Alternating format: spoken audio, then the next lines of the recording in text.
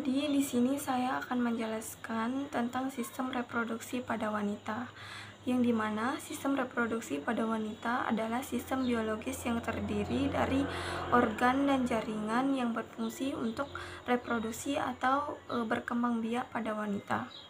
Genetalia dibagi menjadi dua, yaitu yang pertama genetalia eksternal dan genetalia internal. Nah, di sini kita akan membahas terlebih dahulu genetalia eksternal. Genetalia eksternal terdapat yaitu mons pubis, yang dimana terdapat bulu-bulu halus.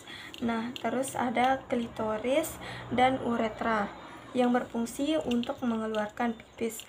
Nah, yang terus ada vagina dan himen yang biasa disebut dengan selaput darah. Terus ada labia mayor. Labia mayor ini bagian luar pada bibir vagina, sedangkan labia minor bagian bibir dalam vagina. Nah, terus ada perineum. Perineum ini adalah jarak antara vagina dengan anus. Yang terakhir anus. Pada genetalia eksternal ini terdapat dua kelenjar, yaitu yang pertama kelenjar Bartholin dan kelenjar Skin. Kelenjar Bartholin terdapat pada sisi-sisi vagina yang berfungsi untuk mengeluarkan cairan-cairan yang berperan sebagai pelumas.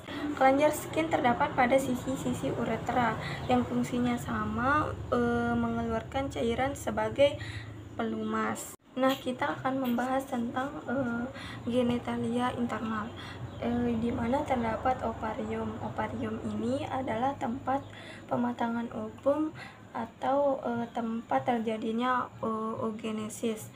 Nah, yang kedua yaitu fimbriae. Fimbriae ini adalah organ yang berbentuk jari-jari yang berfungsi untuk menangkap sel telur dan disalurkan ke ampula tuba.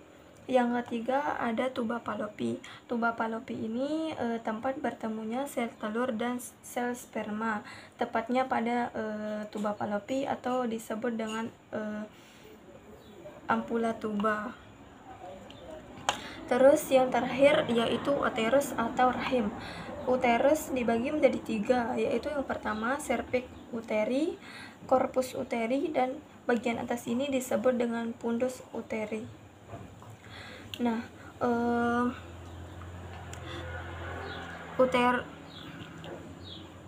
uterus dibagi menjadi tiga lapisan, yaitu uterus ini memiliki tiga lapisan, yaitu lapisan bagian luar ini disebut myometrium, bagian tengah ini premetrium, dan bagian terakhir ini endometrium. Lapisan endometrium adalah lapisan yang meluruh pada saat menstruasi. Baik, kita akan membahas tentang panggul.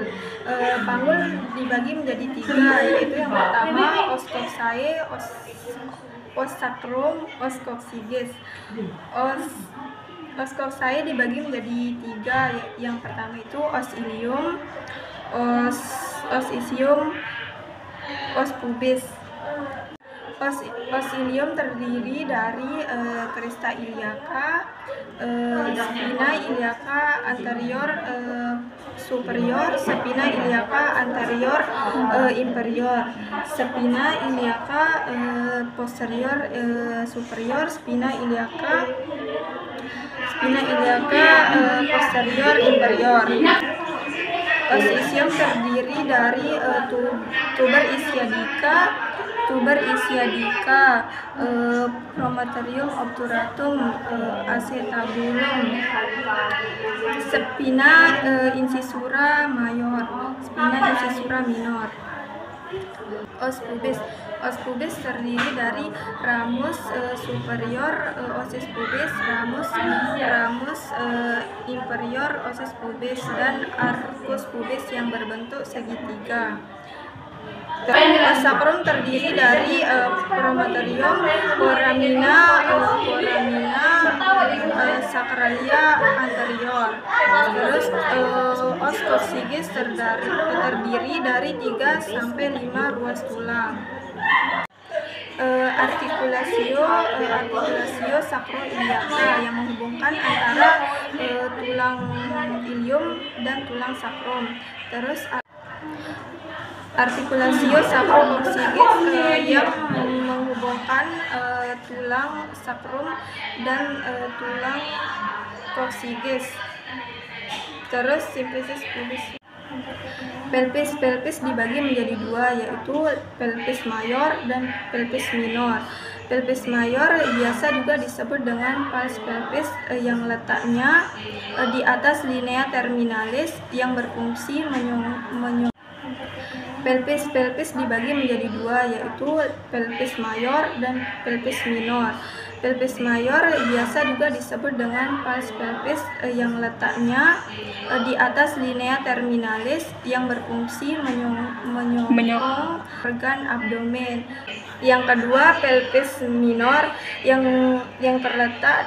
biasa disebut dengan true pelvis yang terletak di bawah linea terminalis yang berfungsi untuk menyokong organ reproduksi.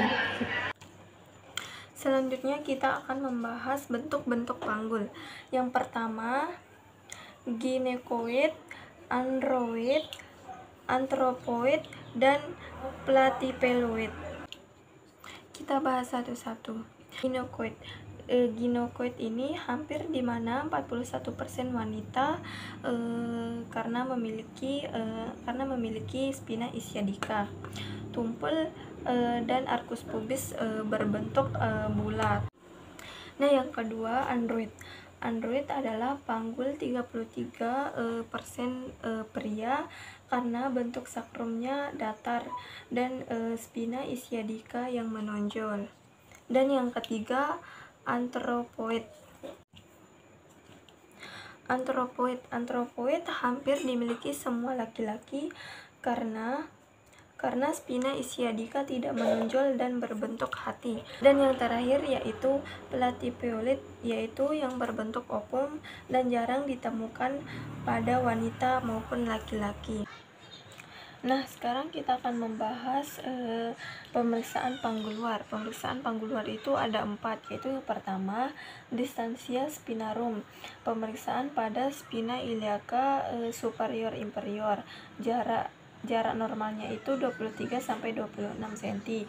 Yang kedua, distansia carestarum, pemeriksaan pada spina iliaca dextra dan sinistra, jarak normalnya itu 26-29 cm.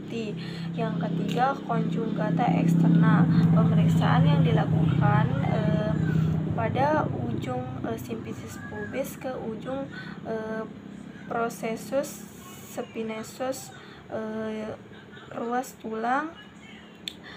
tulang lumbal kelima, jarak normalnya 18-20 cm. Pemeriksaan lingkar panggul, pemeriksaan ini dilakukan dari atas simplicis pubis ke pertengahan spina iliaca anterior superior dan melingkari keseluruhan panggul. Jarak normalnya itu 80-90 cm.